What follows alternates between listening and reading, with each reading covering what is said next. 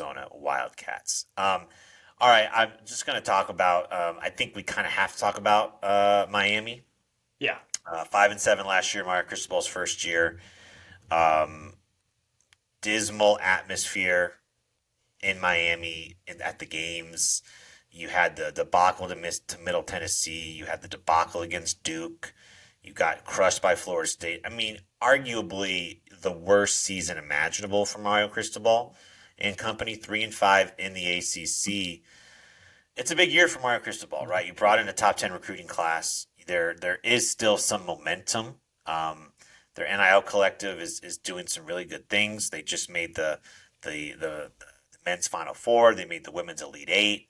So clearly, some things are running well with that athletic program, right? Their baseball team just hosted a regional. Football team's gotta get it going, right? Non-conference, you have Miami, Ohio, Texas A&M at home, Bethune-Cookman, and then they'll play Temple. So chance to go 4-0 in the non-con. I mean, again, like the week two Texas A&M Miami game. We've talked about it before, right? It's a 12:30 p.m. Pacific time, 3:30 Eastern on ABC. It's such a huge crossroads game, right? Yeah. Like the winner, you feel like will have some momentum. If Miami wins that game, they're probably going to go 4-0 in the non-con, right? And you look at the conference schedule again. For those that don't know, the ACC is going divisionless in 2023. They still have 8 conference games, but there's no Coastal and Atlantic. So Miami plays Georgia Tech, North Carolina. They play Clemson. But you also have very winnable games against Virginia. You have Boston College on the road to end the season. You have Louisville at home at the end of the season. You have to go at Florida State and at NC State. But Tyler Van Dyke is back in year three. Don't know what you're going to get from Tyler Van Dyke, right? He had a great freshman season, was the ACC Freshman of the Year, and then last year struggled and got benched in some games, and then had the flirtation with Alabama. And what does the culture look like, right? And I think for me, when you look at year two, for go and look at any elite coach, like year two is kind of the year where you take that step forward, right? Nick Saban was like what 6-6 his first year at uh, at at Alabama, second year market improvement, right? Kirby Smart, I think their second year played for a national championship, um, or if not close to it. So we'll see. But Miami, I kind of have a love hate relationship with Miami because I don't know if Miami the last 20 years has done anything that is worthy of us talking about Miami that much, right? Like I keep talking, I keep seeing like all the realignment talk, and it's like, oh man, like Clemson, Florida State, Miami, North Carolina, who's gonna want those schools? And I'm like,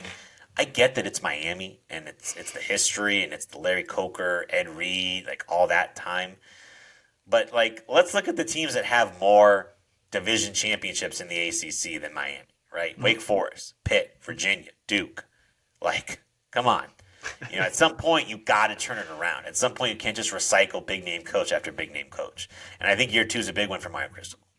I do. I feel the same way, and I don't think it's just getting to a bowl. I think they've got to win what at least 7, 8 games Yeah. probably for them to really look at this. And I don't think it was a great look that both of his coordinators basically well, he fired Josh Gaddis after many. That was one of the biggest assistant hires in the last He cycle. won He the was Broyles Award, right? In won the 2021.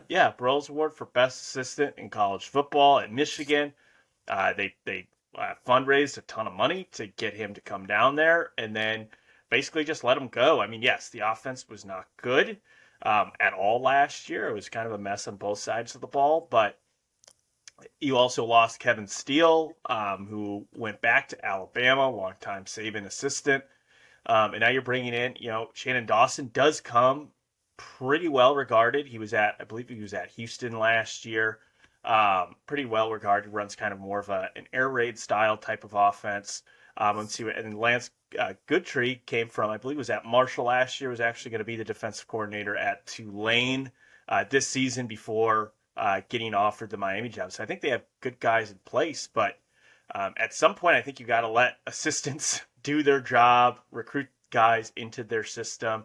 This is now Tyler Van Dyke's third offensive coordinator in 3 years. Does that continue to affect him?